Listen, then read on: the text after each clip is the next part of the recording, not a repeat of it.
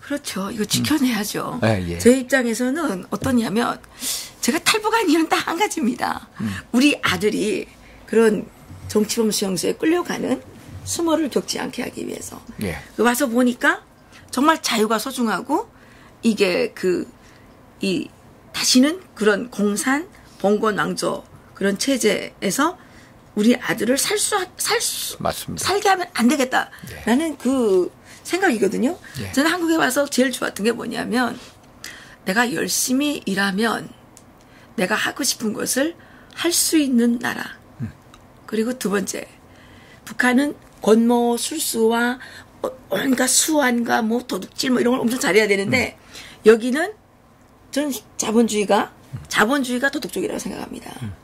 여기는 정직하고 성실해야 이게 모든 고래가 만들어지고 예, 그런 사람들이 뭐 대단한 부자는 아니지만 살 수 있는 나라.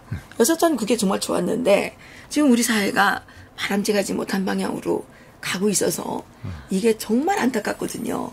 그런데 저는 와서부터 지금까지 이 자유한국당의 전신인 어디입니까? 저기 신한국당. 예. 그때 신한국당이었죠? 새누리당. 신한국당, 네. 한나라당, 예. 새누리당. 저희 가족은 절대적인 지지자였어요. 그런데 요즘에 막 화가 막 나는 거예요. 도대체가 예? 나라가 이렇게 무너지고 있는데 저 국회의원들은 뭐 하고 있느냐? 국민이라는 것은 세금만 잘 내면 되는 거 아니냐? 그렇지 않습니까? 국민들의 이런 원망이 있다는 거죠. 맞아요. 제가 대신해서 맞습니다. 위원님께 이 말씀을 그래서 드립니다. 이제 저희 의원들이 제도권에서 참 열심히 싸워주는데 문제는 뭐냐면 저희가 싸우는 거에 대해서 제대로 보도가 안 되는 면도 있어요. 보도가 안 되는 거라 이게 여러 가지로 이 언론 환경이 현재 어떤지 아시잖아요. 그러니까 제대로 보도가 안 돼. 그리고 제가 외통에서 수많은 얘기를 쏟아냅니다. 다 보면 맞는 얘기. 거의 보도가 안 돼. 아, 이걸 보면서도 야, 우리 언론 환경이 안 좋구나. 결국 어떻게 해? 제도권 밖으로 갈 수밖에 없는 거라. 그렇죠. 제도권 밖으로 가서 국민들한테 직접 호소할 수밖에 없는데 참 이게 안타까운 거예요. 제도권 밖으로 가서 호소할 수밖에 없는 거. 정말로 국민들한테 이 실상을 제대로 알리고 싶은데 그 방법이 없는 거. 참 여러 가지고 안타깝습니다. 그래도 이제 유튜브라는 게 생겼고 이게 아주 미약합니다. 미약하지만 저희들이 이제 이 정말 망해가는 나라를 바라보면서 저희는 작년에 이맘때 이런 얘기를 했어요. 전 국민이 유튜브 갖기 운동을 했으면 좋겠다. 그러면 자기 식구들은 보게 할 수 있는 거 아니에요. 예. 그랬는데 그게 어느 정도 상당히 확산이 됐습니다. 요즘에 청와대에서도 유튜브 만든다고 그러더라고요. 예. 누가 볼까요? 누가 볼까요? 예. 아니 그렇게 언론을 많이 장악했는데도 부족합니까? 예. 거기서는 계속 또 자기 방송을 하더라고요. 그래요? 예. 그 어떤 분들은 그 청와대 유튜브 만들면 들어가서 욕이나 한바탕 싸지르고 오겠다고 이런 얘기를 하는 분들도 이제 계시던데요. 그 위원님 이제 그 탈북자 문제에 대해서 좀 얘기를 좀 하겠습니다. 예. 우리나라에 정착한 탈북민이 지금 한 34,000명 정도 예. 이렇게 됐는데 그 문재인 정권이 들어서서 그 해외에 있는 탈북자들 난민 인정을 받은 탈북자들의 대한민국 입국을 제한한다는 정보도 있습니다. 예. 정보도 있고 그다음에 이 탈북자들에 대한 지금 인적 정보가 북한으로 넘어갔다는 지금 뉴스가 나오지 않았습니까? 여기에다가 탈북자 단체들에 대해서 상당한 압박을 가해서 지금 탈북자 단체들이 거의 괴멸 위기에 처해 있게 되어 있습니다. 저희들이 생각하기에 탈북자들이 뭐 주체적인 역량까지는 아니더라도 탈북자들이 앞으로 북한의 재건과 어떤 올바른 통일을 위해서 필요하다고 생각을 하는데 그동안 자유한국당에서도 이 탈북자들을 그냥 생활인으로서 정착시키는 데에만 주안점을 뒀지 이 탈북자들이 이 한국 사회에서 또 북한의 어떤 좀 공산왕조를 무너뜨리기 위한 또 그리고 북한의 인권을 개선하기 위한 이런 거에 대한 어떤 그 인적 자원으로 활용하려는 노력은 없었어요. 적었다고 생각해요. 예, 맞습니다. 그러니까 이제 탈북민 이분들이 오셔가지고 일단 정착하는데 어려움이 있잖아요. 네. 그런 가운데도 어떤 북한의 자유나 민주화 운동을 하는 분들이 전부 탈북민들이시잖아요. 예. 뭐 북한에 고무풍선 띄고 USB 하고 막 달러 보내고 하는 분들이 전부 다 제가 구체적으로 말씀 안 드리겠습니다. 전부 탈북민들이 저한테도 자주 찾아오는 분들이고 정말로 그분들의 헌신에 대해서 이 경의를 표하고 싶고요. 그런데 이 현 정부 들어서는 그런 걸 전부 제한하지 않았습니까? 네. 자꾸 법적인 이름을 자꾸 제한을 하고 하는데 저는 지난번에 이제 이분들이 보수 정권을 괴멸시켜서 20년간 집권을 하겠다라고 했는데 오히려 북한 민주화 운동도 못하게 괴멸시키는 수준으로까지 갔다라는 거. 그런데 어떻게든 이 탈북민들은 북한 내 상당한 이 네트워크를 가지고 있잖아요. 그렇죠. 그 네트워크를 통해서 북한의 자유화나 민주화를 구축할 수 있고 촉진시킬 수 있는 힘의 근원을 가지고 있는 분들이거든요.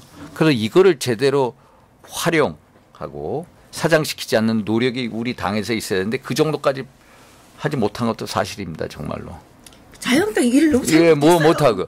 그러니까 우리 이해란 박사님 같은 분들을 모셔서 정말로 어떤 이 멘토링 시스템도 구축을 하고 이걸 해야 되는데 그걸 잘 못하고 있는 거라. 참 제가 자유한국당 비판을 너무 많이 해가지고 상당히 죄송한데요. 예, 지금 위원님께서는 외교 통일위원회 앞으로 위원장을 지금 바라보고 계시니까 탈북자 단체들과의 어떤 이런 협업이라고 해야 되죠. 협력을 해야 되는데 지금 탈북자들 중에도 탈북자들은 북한에 이제 가족이 남아 있는 분들도 계시고 또 가족이 없는 분들도 계시지만 어떤 마음들을 갖고 있냐면 북한 사람들이 굶어 죽고 얼어 죽고 맞아 죽고 있는데 너무 불쌍하지 않느냐. 그렇죠. 우리는 여기 와서 밥이라도 먹고 사는데 저 문제는 우리가 꼭 해결해야 되지 않겠느냐. 그래서 사비를 털어서 활동하는 사람들도 꽤 있습니다. 네, 그렇기 때문에 이런 네트워크들이 조금씩 있거든요. 이런 것들을 이런 일들이 사실 정치권하고 협업이 돼야 연계가 돼야죠. 예, 연계가 돼서 이렇게 잘 돼야 이게 박사님 기억하세요? 제가 2014년 사무총장 시절인가 한번 간담회했었잖아요. 여의도에서. 그 탈북 단체 다 와가지고 거기서 주장하시는 게 어떻게든 이탈주민 재단이나 이런데 꼭 탈북민이 들어가야 된다. 그걸 제가 강력하게 추천했잖아요. 그래서 한 분 들어갔었죠. 제가 이름은 밝히지 이사가 두 분이 들어가셨는데 정말 죄송합니다만은 이사 선정을 좀 잘못한 거예요. 그때 제가 이게 지금 탈북자도 좌우로 갈려져 있습니다. 그렇죠. 맞습니다. 그런데 아주 나쁜 학습을 시켜주신 게 어쨌든 좌파 쪽에 줄을 서면 출세를 해요. 그런데 우파 쪽에 줄을 서면 이거는 콩고물도 없어요. 콩고물도. 그러니까 많은 탈북자들이 지난 문재인 대선 때 다 지지하러 간 거 아닙니까? 이거는요. 보수 진영 자유한국당 쪽에서 정말 뼈아프게 새겨야 되는 얘기라고 생각합니다. 알겠습니다. 문제라고 생각합니다. 그때 제가 이제 간담회 통해서 정부 측에 강력하게 주장한 게 탈북민 출신에 대해서 이분들이 가장 통일 정책이나 북한 이탈 주민 정책을 잘하니까 해야 된다 해서 그렇게 했었던 건데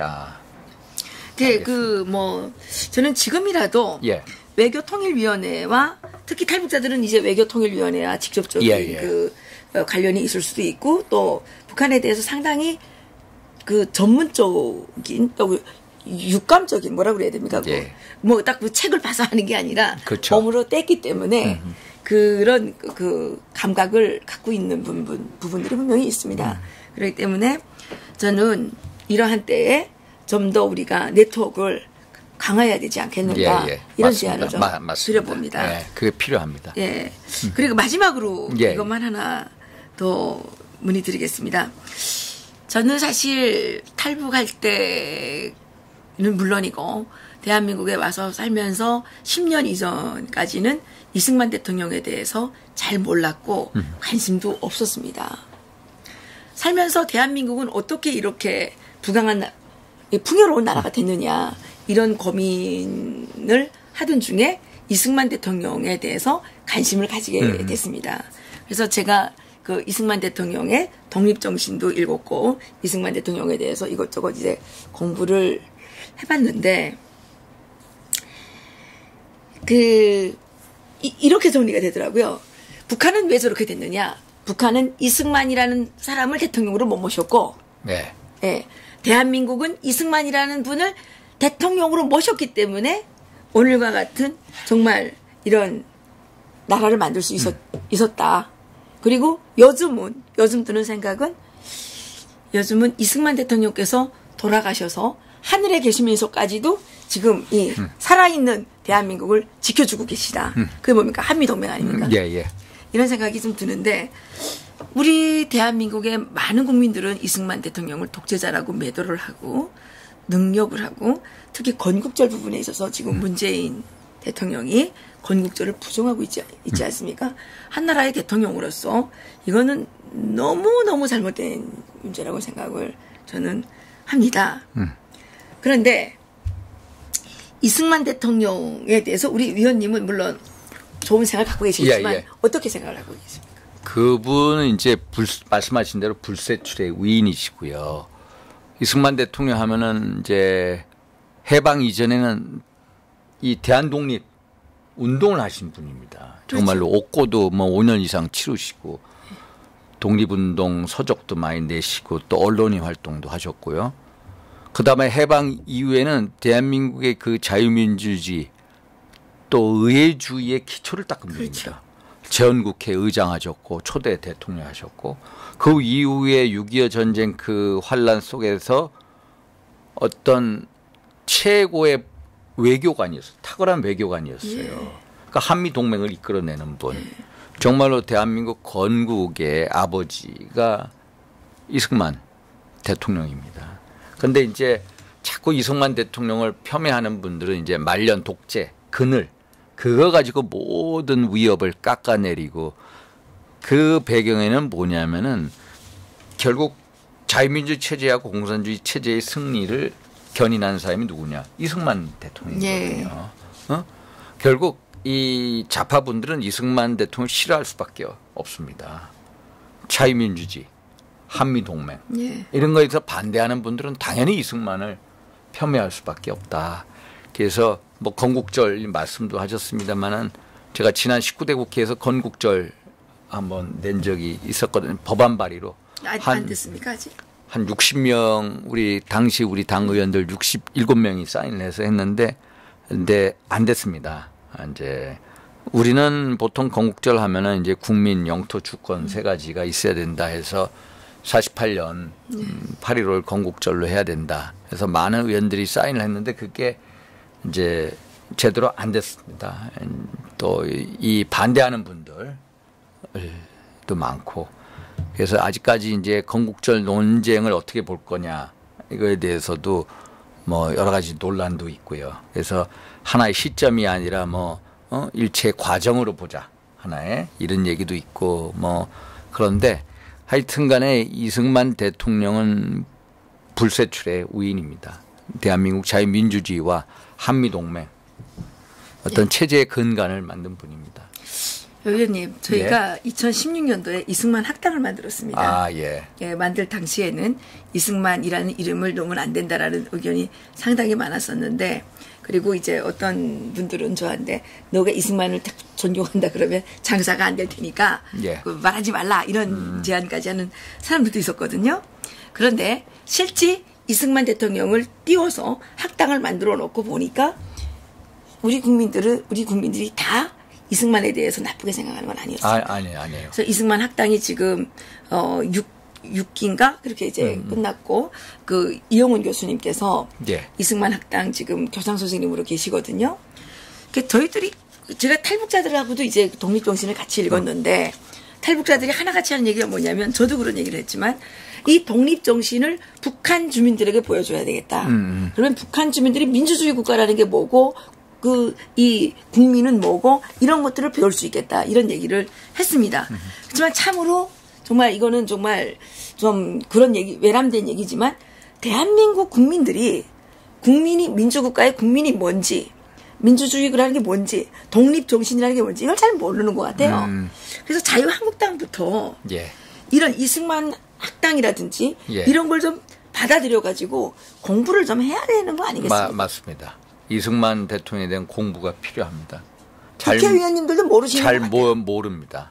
이승만 대통령의 어떤 이 자유민주주의나 아까 말씀하신 독립정신 그 책이라든지 또 이분이 옥고도 치른 것도 잘 모릅니다. 단지 우리가 이승만 대통령에 대한 공부를 안 하면은 그냥 교과서에서 나온 3.15 부정선거밖에 몰라요. 3.15 부정선거. 그거밖에 몰라요. 네, 예, 그거. 예. 뭐 4.4 오입 개헌. 예. 이거밖에 모릅니다. 그리고 하와이 망명. 이것밖에 예. 몰라요. 이게 이제 우리 어떤 역사 교육의 문제점입니다. 제도권 내에서 교육을 그런 것밖에 모르기 때문에 그렇습니다. 그래서 이승만 대통령에 대해서 어떤 기본적인 소양, 공부가 필요합니다. 저는 이승만 대통령을 공부하는 것이 대한민국의 체제의 본질을 깨닫는 부분이라고 예. 생각을 했거든요. 그분 한번 보세요. 독립운동 하셨죠. 또 그리고 나서 옥고 치르셨죠. 그리고 또 미국 가셔가지고 예. 저희 학교 조지 워싱턴 예. 제가 거기도 나오셨고 하버드 계셨고 프린스턴에서 박사도 예. 하셨고 얼마나 탁월한 외교관입니까? 그렇죠. 그리고 자기 얼마나 강골 정신을 가지고 있습니까? 이 북진 통일을 하겠다고 막 그거 그렇죠. 하시잖아요. 하도 그렇게 세게 하니까 그 당시에 제가 공부한 바에 Operation Ever Ready 작전명이요. Ever Ready 작전이라면 이승만을 아예 미국 정부가 납치해버리겠다고 하는 거라. 미국하고 그렇게 강력하게 싸우는 지도자가 어디 있습니까? 그러니까 Operation Ever Ready를 통해서 딱 이승만을 아예 납치해버리자. 이 정도까지 한 거라. 그런 어떤 강인한 전투력, 외교력에서 한미동맹도 탄생이 된 거라. 우리 윤상현 의원님께서는 이승만 대통령의 후배 되시는군요. 예, 후배입니다. 그러면 어떻게 이승만 대통령처럼 해보실 예. 없으십니까? 하여튼 열심히 영어도 잘하시고 열심히 노력하겠습니다. 영어도 잘하시고 예, 엄청 뭐 해박하시지 않습니까? 예. 하여튼 열심히 노력. 조금 더 용감해지셨으면 좋겠습니다. 알겠습니다. 제가 훈시하는 건 아니고요. 아니에요. 열심히 싸우겠습니다. 예. 저는 대한민국에 와서 갖가지 통일 정책을 다 들어보고 통일 전문가들 다 만나봤는데 딱 한 번 눈물을 흘렸습니다. 이승만 대통령께서 휴전협정을 체결하시고 53년 8월 10일에 시국선언을 내셨고요. 그게 이제 공산학정 속에 당분간 남아있게 되는 북한의 동포들에게 나는 이렇게 외치는 바입니다. 절대로 절망하지 마시오. 우리는 당신들을 잊지 않을 것이며 포기하지 않을 것입니다. 우리의 잃어버린 이북 오도를 다시 찾고 불쌍한 북한의 동포들을 구출하려는 한국 국민의 군번 목표는 과거와 마찬가지로 장래에도 그대로 남아있습니다. 이렇게 이제 말씀하셨는데 탈북자들이 이 말씀을 전달해주면 다 웁니다. 맞습니다. 그런데 대한민국의 많은 정치인들, 우리나라의 엘리트 그룹을 만나보면 북한의 통일 정책을 따라가는 그룹이 한 그룹 있고 또 한 그룹은 미국이 어떻게 해줄 때까지 그냥 감나무에 감이 떨어질 때까지 기다리고 있는 한 그룹이 있다 보니까 대한민국의 통일 정책이 실종이 돼 있었던 것 같습니다. 무슨 말인지 알겠습니다. 그래서 저는 이렇게 생각했습니다. 통일은 이승만이 세웠던 나라를 북한에 세우는 거다. 그러면 그때가 되면 연방제가 됐든 무슨 통일이든 상관이 없는 거 아닙니까? 예. 그러니까 위원님께서는 어떻게 생각하십니까? 결국은 참 말씀하신 우리 이승만 대통령 북한에 있는 동포들이여 반드시 기어코 통일을 열겠다라는 거. 그분의 어떤 집념 또 열정, 그걸 저도 말씀을 들으면서 똑같이 그 열정이 느껴집니다. 그런데 우리 정치권에서 보면은 인권 문제에 대해서 자꾸 눈을 감고 또 길을 막으려고 하는 분들이 많다. 그러면 한번 통일의 날이 왔을 때 그분들이 우리들한테 뭐라고 얘기하냐. 우리가 압제와 공포 속에 신음하고 있을 때 당신네들은 우리를 위해서 무엇을 해줬느냐 물을 때 우리가 무슨 대답을 할 건가 한번 생각해 보자라는 거. 그래서 정말로 뼈아픈 말씀이십니다. 이 박사님. 정말로 그분들을 암흑과 압제와 공포 속에서 해방시키는 거. 그게 결국은 우리의 길이다. 길이 돼야 된다. 다시 한번 새기겠습니다. 예. 이게 진짜 마지막인데요. 예. 어제 그 문재인 대통령이 친서를 발표했어요. 예. 그런데 저희들이 평양 사람들로부터 들은 얘기는 뭐라고 들으셨어요? 그 평양에서는 이제 김정은이가 아래 사람들한테 야, 그 문재인 그 눈치 없는 놈. 그 입 좀 닥치게 하라. 입 좀 닫게 하라. 이렇게 얘기를 했다는 거예요. 이게 그 김정은은 서울 답방을 할 형편이 안 된다는 거죠. 제가 계속해서 제 한번 보도자료 보세요. 언론에 나왔는데 12월 달에 계속 오게 하자고요. 세상에 어느 나라 정상회담을 하는데 한쪽이 와달라고 매달리는 이런 정상회담이 어디 있습니까? 절대로 12월에 안 온다라고 제가 얘기했습니다. 한번 제가 찾아보세요. 왜 안 오느냐? 김정은 입장에서 가장 중요한 건 북미 관계지 남북 관계는 종속 변수예요. 종속 변수. 북미 관계의 우선순위를 두고 있어요. 북미 관계가 뒤틀려지고 잘못됐을 때 남북 관계를 이용해서 그걸 뚫으려고 하는 생각을 근본적으로 가지고 있는 게 김정은이에요. 김정은이가 지금 안 옵니다. 언제 오느냐? 내년도에 트럼프하고 여러 가지 대화를 나누고 했을 때 만약에 소위 말해서 교착 상태에 빠졌을 때 그때 써먹을 수 있는 카드가 김정은의 서울 답방입니다. 그래서 김정은이 전부 올 거라고 그래요. 전문가들이 절대로 안 온다라고 제가 자신 있게 얘기한 거고. 왜? 남북관계는 북미관계의 종속 변수다. 김정은 입장에서 가장 중요한 건 북미관계고 북미관계 돌파구를 못 열 때 남북관계를 이용할 수밖에 없는데 최고의 카드는 김정은의 서울 답방이다. 예, 저는 그렇게 보시는군요. 그렇게 봅니다. 상당히 일리가 있는 말씀이신 것 같고요. 그러면 미북 회담은 될까요? 미북 회담이요. 결국에는 내년도에 될 겁니다. 왜? 이 교착 상태를 타개하기 위해서는 결국은 김정은이가 선호하는 게 트럼프하고의 정상회담입니다. 실무자 회담이 중요한 게 아니라 트럼프하고 만나야 트럼프가 제대로 잘 모르니까 가장 쉽게 돌파구를 열 수 있는 게 트럼프고요. 예? 지난번 6월 12일 날 회담 보세요.